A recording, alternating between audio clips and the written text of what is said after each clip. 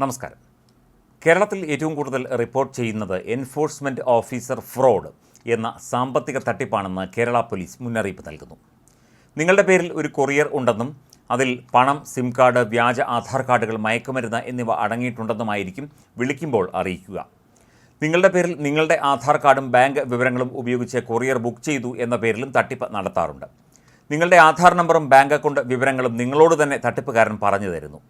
പാഴ്സലിലെ സാധനങ്ങൾക്ക് തീവ്രവാദ ബന്ധമുണ്ടെന്നും കൂടുതൽ വിവരങ്ങൾ അറിയിക്കാൻ ഫോൺ CBIയിലെയോ സൈബർ പോലീസിലെയോ മുതിർന്ന ഓഫീസർക്ക് കൈമാറുന്നു എന്നും പറയുന്നതോടെ മറ്റൊരാൾ സംസാരിക്കുന്നു.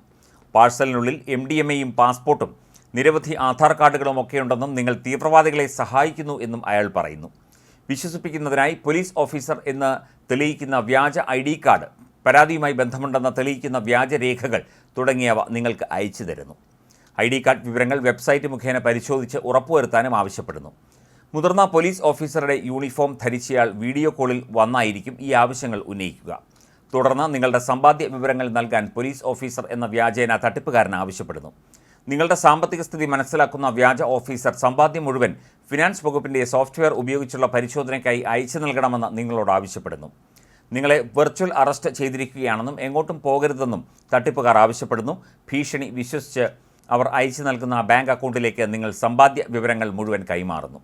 തുടർന്ന് ഇവരിൽ നിന്ന് സന്ദേശങ്ങൾ ലഭിക്കാതിരിക്കുകയും ബന്ധപ്പെടാൻ കഴിയാതെ വരികയും ചെയ്യുന്നതോടെ മാത്രമേ തട്ടിപ്പ് മനസ്സിലാക്കാൻ സാധിക്കുന്നുള്ളൂ. ഇത്തരം സന്ദേശങ്ങൾ ലഭിച്ചാൽ ഒട്ടും പരിഭ്രാന്തരാകാതിരിക്കുക. അവർ അയച്ചു തരുന്ന അക്കൗണ്ട് നമ്പറിലേക്ക് ഒരു കാരണവശാലും പണം കൈമാറരുത്. ഒരു അന്വേഷണ ഏജൻസിയും അന്വേഷണത്തിനായി നിങ്ങളുടെ സമ്പാദ്യ വിവരങ്ങൾ കൈമാറാൻ ആവശ്യപ്പെടുകയില്ല. അവർക്ക് അക്കൗണ്ടുകൾ മരവിപ്പിക്കാനും നിങ്ങളുടെ സമ്പാദ്യം സംബന്ധിച്ച് വിവരങ്ങൾ ബാങ്കിനോട് ആവശ്യപ്പെടാനുമുള്ള അധികാരമുണ്ട് എന്ന് മനസ്സിലാക്കുക. ഓൺലൈൻ സാമ്പത്തിക തട്ടിപ്പിന് ഇരയായാൽ 1 മണിക്കൂറിനുള്ളിൽ തന്നെ വിവരം 1930 എന്ന നമ്പറിൽ വിളിച്ച് അറിയിക്കുക. എത്രയും നേരത്തെ റിപ്പോർട്ട് ചെയ്താൽ നഷ്ടപ്പെട്ട തുക തിരിച്ച് ലഭിക്കാനുള്ള സാധ്യത കൂടുതലാണ്.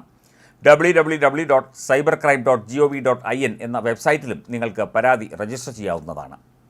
സൈബർ തട്ടിപ്പ് സംഘങ്ങൾക്കായി അനധികൃതമായി വൻതോതിൽ സിം കാർഡുകൾ സംഘടിപ്പിച്ച് കൈമാറുന്ന സംഘങ്ങൾ കേരളത്തിൽ പ്രവർത്തിക്കുന്നതായി കേന്ദ്ര ഏജൻസികൾ സംസ്ഥാന ആഭ്യന്തര വകുപ്പിനെ അറിയിച്ചിരുന്നു. വൻതോതിൽ സിം കാർഡ് വിൽക്കുന്ന 5 സ്ഥലങ്ങളുടെ വിവരങ്ങളും കൈമാറിയിട്ടുണ്ട്. ഇവിടങ്ങളിൽ അന്വേഷണം തുടരുകയാണ്. ഉപയോക്താക്കളിൽ നിന്ന് ആവശ്യത്തിൽ കൂടുതൽ തവണ വിരലടയാളം പതിപ്പിച്ച് അവരറിയാതെ വിവിധ കമ്പനികളുടെ സിം കാർഡ് അനധികൃതമായി എടുക്കുന്നതാണ് രീതി. തുടർന്ന് ഇവ സൈബർ തട്ടിപ്പ് സംഘങ്ങൾക്ക് മറിച്ചു വിൽക്കും. തിരുവനന്തപുരത്ത് വർക്കലയിൽ ഇത്തരത്തിൽ അനധികൃതമായി സംഘടിപ്പിച്ച 250 സിം കാർഡുകൾ വിദേശ തട്ടിപ്പ് സംഘങ്ങൾക്ക് നൽകിയ കടയുടമയെ അറസ്റ്റ് ചെയ്തപ്പോൾ തൃശ്ശൂരിൽ ഉൾപ്പെടെ വിവിധ ഭാഗങ്ങളിലെ തട്ടിപ്പുകൾ തെളിഞ്ഞു.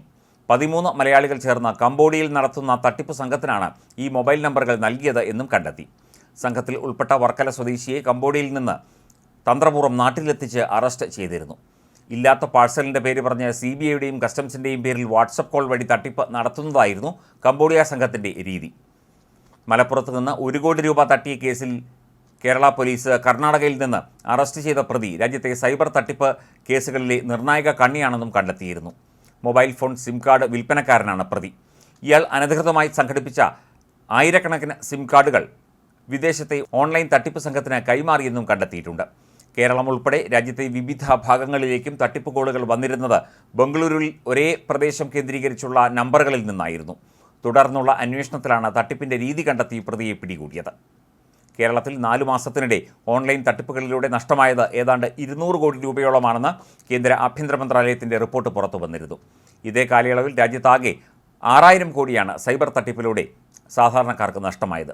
കേരളത്തിൽ കൂടുതൽ പണം നഷ്ടമായത് കൊച്ചി നിവാസികൾക്കാണ് 33 കോടി രൂപ. നഷ്ടത്തിൽ 2ാം സ്ഥാനം തിരുവനന്തപുരത്തിനാണ് 30 കോടി രൂപ. കോഴിക്കോട്, തൃശ്ശൂർ, കൊല്ലം എന്നിവയാണ് തട്ടിപ്പിനിരയായ ആളുകളുടെ മറ്റ് പ്രധാന നഗരങ്ങൾ.